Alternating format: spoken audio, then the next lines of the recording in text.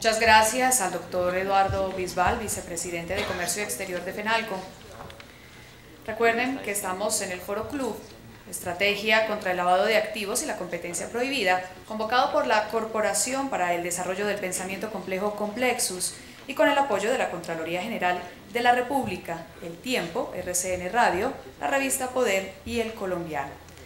A continuación, vamos a recibir al doctor Luis Edmundo Suárez, director general de la Unidad de Información y Análisis Financiero UIAF, economista y abogado bogotano de la Universidad de los Andes, con maestría en estudios políticos de la Universidad Javeriana y especialización en Derecho Administrativo de la Universidad del Rosario. Estuvo vinculado por más de 12 años al Departamento Nacional de Planeación hasta llegar al cargo de director jurídico. Se desempeñó en la Dirección Nacional de Investigaciones Especiales de la Procuraduría General de la Nación. Ha asesorado al Departamento Nacional de Planeación, al INCODER, al Instituto Interamericano de Cooperación para la Agricultura y ICA, a Metrovivienda, al Ministerio de Protección Social y al Programa de las Naciones Unidas para el Desarrollo. Recibamos entonces al doctor Luis Edmundo Suárez, director general de la UIAF.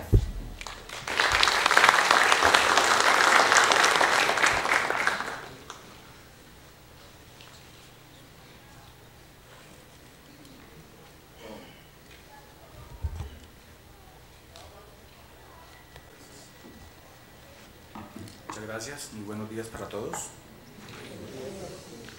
En primer lugar, agradecer a la Corporación Complexus, doctor Marco, los dignatarios que se encuentran presentes hoy en la sala y a todo el auditorio en particular. Un poco a diferencia de todos los exponentes, la UIAF tenemos una carga especial en este tema, porque justamente las dos competencias fundamentales que tenemos son justamente la prevención, la detección del lavado de activos y la lucha contra el financiamiento del terrorismo. Y por ser justamente esa la razón de ser de nuestra entidad, sentimos, digamos, que tenemos una responsabilidad adicional.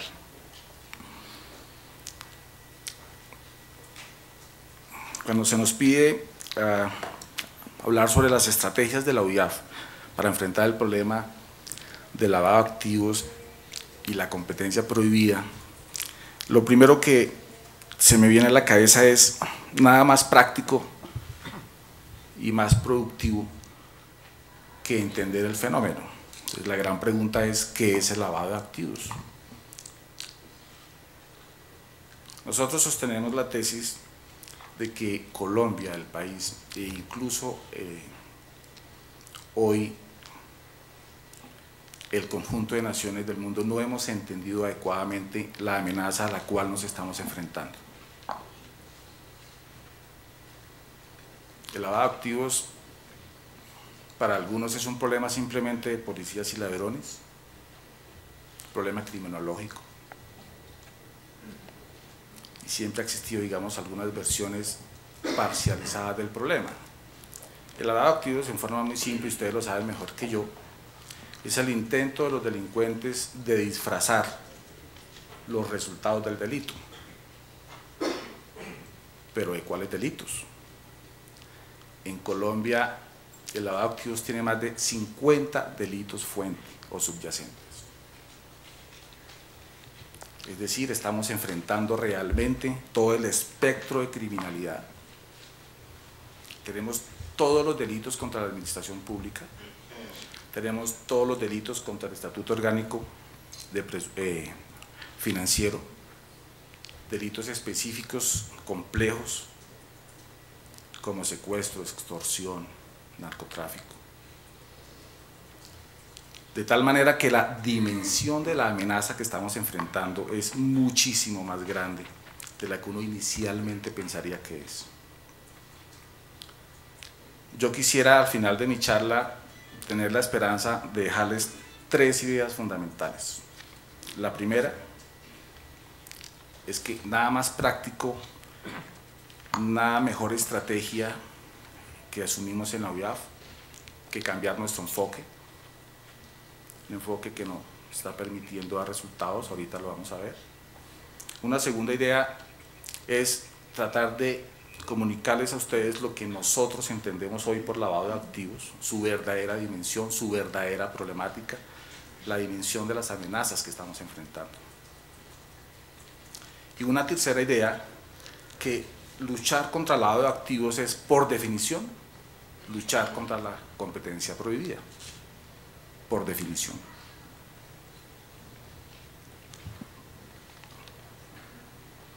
Comencemos, voy a pasar muy rápidamente por esta primera presentación. Algunos de ustedes del auditorio la conocen, pero simplemente es para contextualizar. La lucha de lavado de activos es en primera instancia una lucha global. Nosotros somos parte de una lucha y de un esfuerzo global por luchar contra un fenómeno que por esencia es transnacional. Ese es como el primer punto fundamental.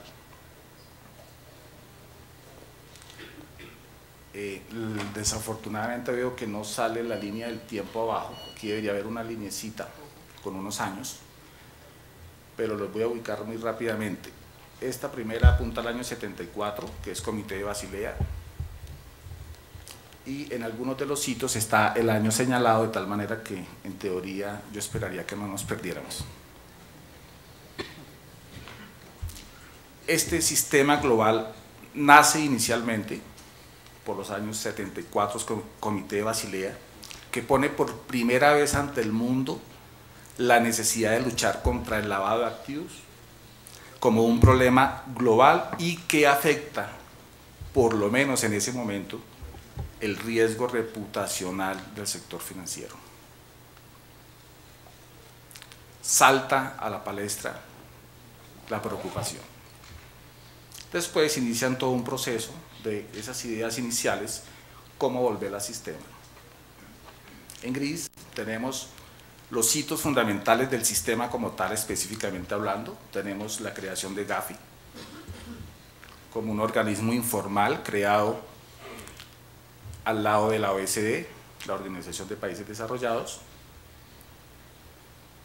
Tenemos las 40 recomendaciones, que es generación de estándares que hacen ellos realmente su razón de ser, más las 9 que posteriormente se expiden en el tema de financiamiento del terrorismo. En Colombia, en el año 99, se crea la Unidad de Información y Análisis Financiero, a la par, entre 2 o 3 décadas, con 120 unidades en el resto del mundo que son nuestras homólogas. La UIAF es una especie del género Unidad de Inteligencia Financiera y pertenecemos, como les dije, a una estructura global en la que hoy somos más o menos 120 países y 120 unidades de inteligencia financiera. Posteriormente, la ley que introduce el tema de la lucha contra el financiamiento del terrorismo,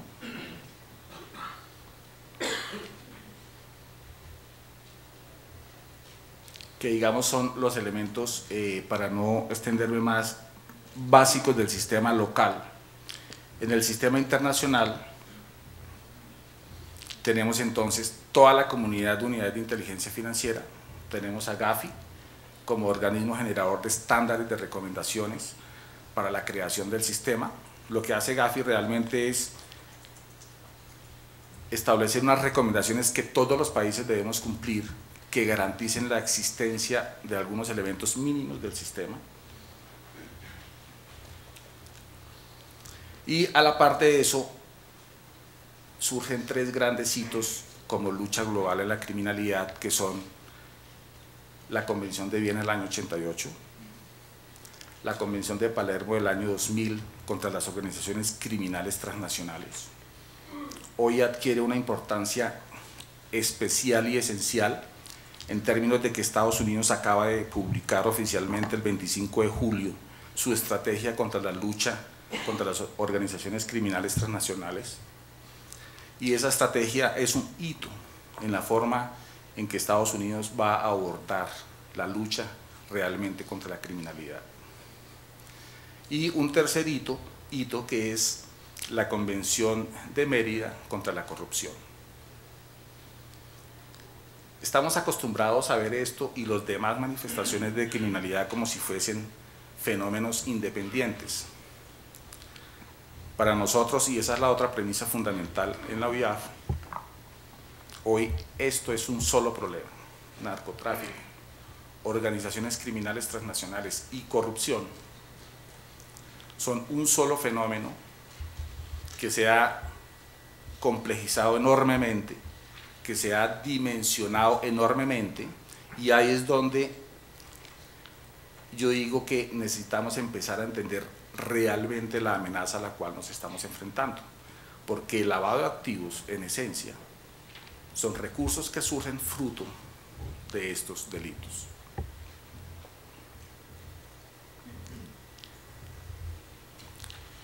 ¿Cómo entendemos en la UIAF el lavado de activos?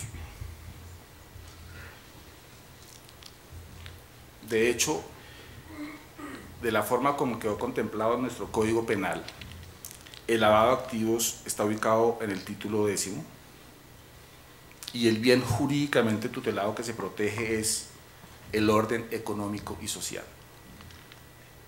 El orden económico y social. Voy a gastar un minutico adicional para mostrar que paralelamente en los años 80, como fruto de unas reflexiones a nivel internacional, se empieza a cambiar el concepto unidimensional de seguridad nacional. Fruto de la Guerra Fría se había entendido que la seguridad nacional dependía fundamentalmente de la protección de las fronteras y el ejército como institución fundamental para la defensa. Hoy eso ha sido totalmente revaluado, hoy estamos hablando por lo menos de 5 dimensiones adicionales, y hay autores que hablan de un tema mucho más transdimensional. Cualquier cosa que amenace la existencia del Estado debe ser considerada una amenaza nacional. ¿Por qué les hablo de esto? Porque el orden económico es una de las dimensiones esenciales con las cuales hoy se entiende que el Estado se puede ver afectado. Adicionalmente, la unidad de inteligencia financiera es eso. Las convenciones tanto de Palermo como de Mérida hablan de unidades de inteligencia financiera. Esta institución es por esencia un órgano de inteligencia. Entonces, ¿qué es lavado de activos? El lavado de activos es un generador esencial de fallas del mercado. Como ustedes saben, hoy, digamos, después de las discusiones sobre si el Estado debe existir o no, nos estamos tratando de poner de acuerdo en cuál es la dimensión del Estado, cuál es el tamaño adecuado que debe tener un Estado. Y aquí no me gusta mucho citar autores, pero por lo esencial, siguiendo a Stiglitz, hoy la economía entiende que hay por lo menos 3 elementos esenciales que justifican la existencia de un Estado, después de que Adam Smith dijo que no se requería Estado, porque el mercado solo podía autorregularse. Los Estados existen fundamentalmente para corrección de fallas del mercado, para hacer redistribución del ingreso y para buscar el desarrollo económico. El lavado de activos, en el mercado cualquiera en donde se produce este fenómeno, lo distorsiona, generando unas fallas gravísimas de mercado. Genera precios de referencia equivocados, genera barrera de acceso, y este es el punto clave, digamos, en esta presentación que se une con el tema de competencia prohibida. Genera barreras de acceso a los empresarios legales y elimina a los empresarios que ya están en ciertos mercados. Piensen ustedes en cualquiera, no quisiera hablar de sectores específicos, pero piensen en cualquiera de los mercados en donde hay lavado de activos. Introduce una falla enorme en el mercado. El Estado tiene que intervenir para corregir esa falla del mercado, y ahí es donde se justifica la existencia de un sistema que lucha contra el lavado de activos. Gracias a esa distorsión, o mejor, como consecuencia de esa distorsión del mercado, el lavado de activos se convirtió en un impuesto informal que nos colocaron los delincuentes. un impuesto informal que nos colocaron los delincuentes. Los pagamos todos los días ustedes y nosotros. Afecta nuestro bienestar personal y social y el de nuestros hijos. ¿Y cuánto vale el lavado de activos? Nosotros hemos hablado de una cifra de 3 puntos del PIB. Si asumimos que a precios de 2010 PIB de 530 billones de pesos, lavado de activos es 16 billones de pesos. ¿De dónde sacamos esa cifra? Se preguntarán ustedes. Básicamente de dos o tres elementos. Uno, el Banco Mundial tiene unos estudios donde dice que el rango de lavado de activos mundial, del PIB mundial, están entre 2 y 5 puntos del PIB mundial. Es decir, entre 500 millones de dólares y 1.5 trillones de dólares, moviéndose en el mundo de lavado de activos. El rango regional está entre 2.5 y 6%. Nosotros estamos usando el piso de ese rango. Adicionalmente, la Escuela de Gobierno de la Universidad de los Andes acaba de publicar en mayo-junio, un documento de Caballero y Amaya, donde concluyen que de solo narcotráfico, el lavado de activos vale en Colombia 3 puntos del PIB. Estamos usando la cifra más conservadora de todas. Sumémosle a narcotráfico, corrupción, sumémosle criminalidad común, sumémosle extorsión, secuestro, y la cifra va a ser enorme. ¿Qué le estamos diciendo a la gente? Para poder uno aterrizar esta cifra, 16 billones de pesos a veces no le cabe a uno en la calculadora ni en la forma de entenderlo. Con 16 billones de pesos construimos una autopista entre Miami y Buenos Aires nueva, con hoja de datos cierta y concreta.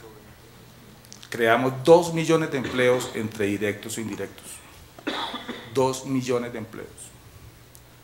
Y representa el 105% del presupuesto de Bogotá. ¿Por qué las cifras? Y lo que queremos básicamente es empezar a entender el fenómeno. Alguien puede decir la cifra está equivocada, listo. Trabajemos en una cifra y esa es una de las invitaciones esenciales que estamos haciendo hoy. ¿Qué es lo más práctico para combatir un enemigo? Conocerlo. Uno no puede combatir lo que no conoce. No conocemos realmente ni el tamaño, ni la articulación de lo que está produciendo el lavado de activos. Las sorpresas son sencillamente enormes. En 2 meses hemos escuchado hablar del problema de la salud y el problema de la DIAN. El doctor Ortega nos ha dicho a la sociedad que en el tema de la DIAN, por ejemplo, se requirieron 2 reformas tributarias. 2 reformas tributarias para tapar ese hueco. Reformas tributarias que pagamos usted y yo, su empresa y nuestra empresa. Y ahí es donde está el punto esencial. Nada más práctico que conocer el enemigo. El primer llamado es hay que conocerlo. No lo conocemos. Las sorpresas realmente son enormes. Tenemos un lavado de activos desbordado. Desbordado.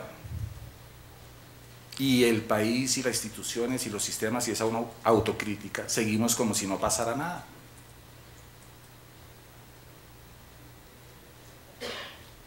Einstein decía que la mejor definición de locura es pensar que uno puede conseguir resultados diferentes haciendo lo mismo. Y aquí seguimos haciendo lo mismo y esperando resultados diferentes. Seguimos combatiendo el financiamiento del terrorismo con la misma estrategia, con las mismas metodologías. Seguimos combatiendo el lavado de activos con la misma estrategia, con las mismas metodologías. Metodologías de hace 30 años.